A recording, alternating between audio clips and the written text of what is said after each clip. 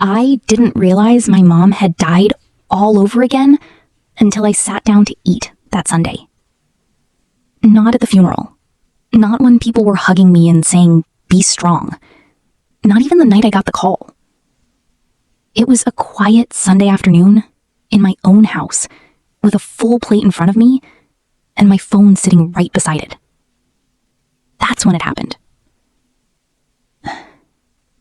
There's a particular kind of silence Sundays used to have when she was alive. Not empty, not lonely, just settled. Like the world had agreed to slow down a bit. I used to wake up late on Sundays.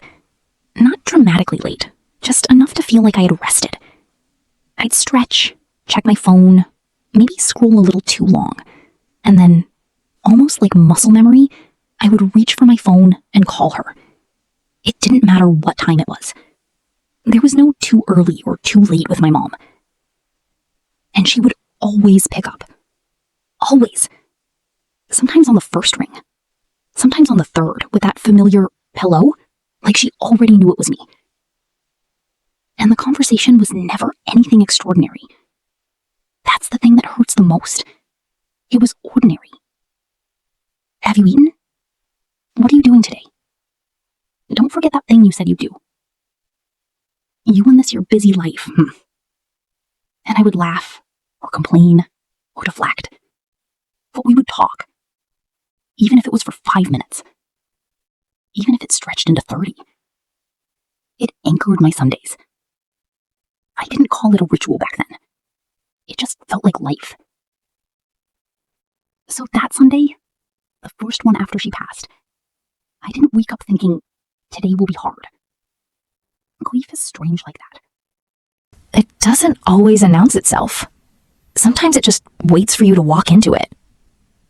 I woke up slowly. The light coming through my curtains was soft, almost golden. My phone was beside me, as usual. I picked it up, scrolled through a few messages, replied one or two, and then, without thinking, I tapped on my call log. Her name was still there. Of course it was. It hadn't even been that long. And my thumb moved automatically. No hesitation, no awareness. Just habit. I clicked on her name. And for maybe one full second, I forgot. I genuinely forgot. I held the phone to my ear, waiting for it to ring. And then it hit me. A sharp, almost physical realization. She's not going to answer. Not today, not next week, not ever again. I pulled the phone away from my ear so quickly, like it had burned me. And I just stared at her name on the screen. Mom, heart.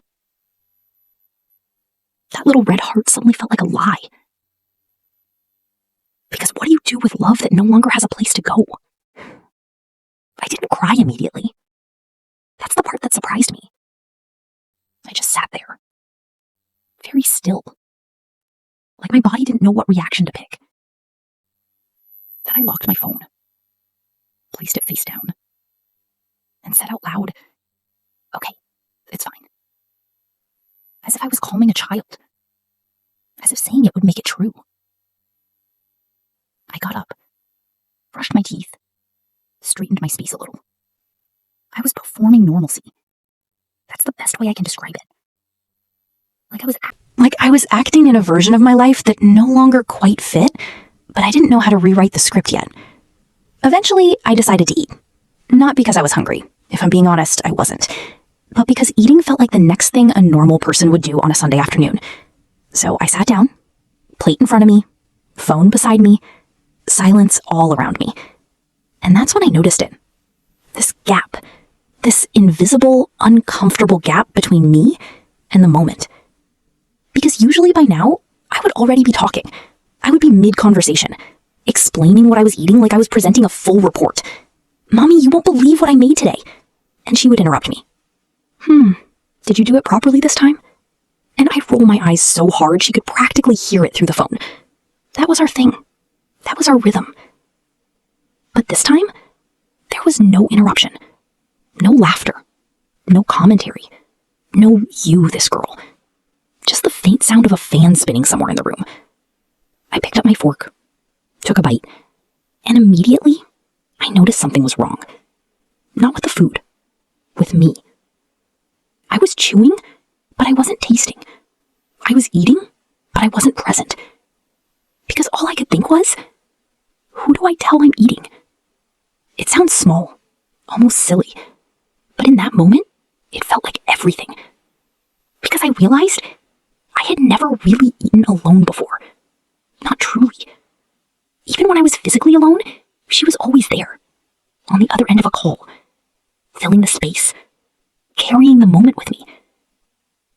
And now, there was no one to carry it with.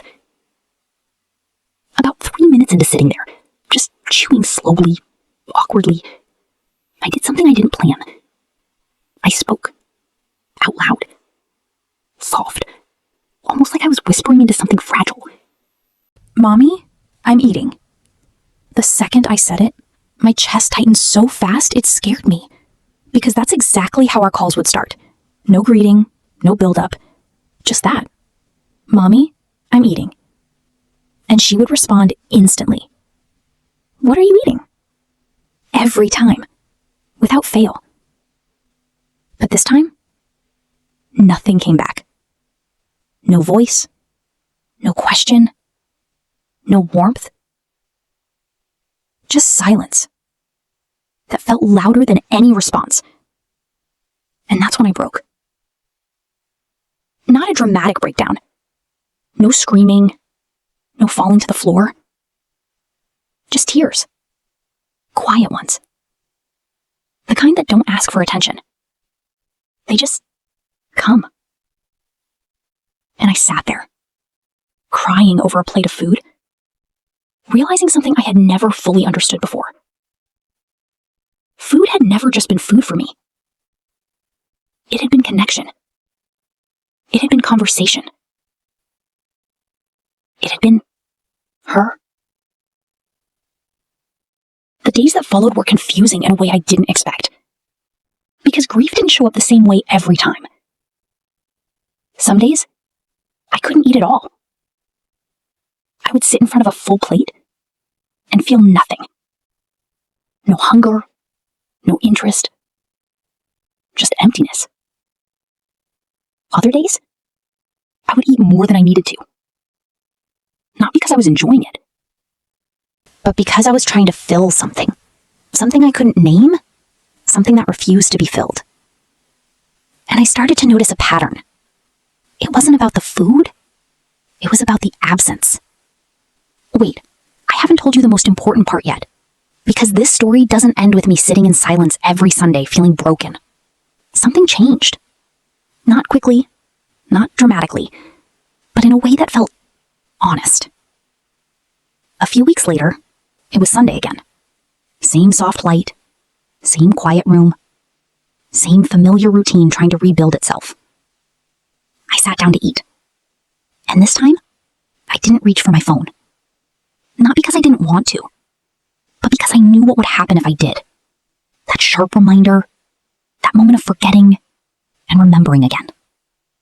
So instead, I just sat there, hands resting on the table, breathing. And I asked myself something I had been avoiding. If she's not here anymore, what does this moment become now? I didn't have an answer immediately, but I stayed with the question. And then, slowly, I did something different. I didn't try to recreate what I had lost. I didn't pretend she was still on the other end of a call. I didn't force the old rhythm back into place. Instead, I acknowledged her. "Mommy, I miss you." Simple, direct, true.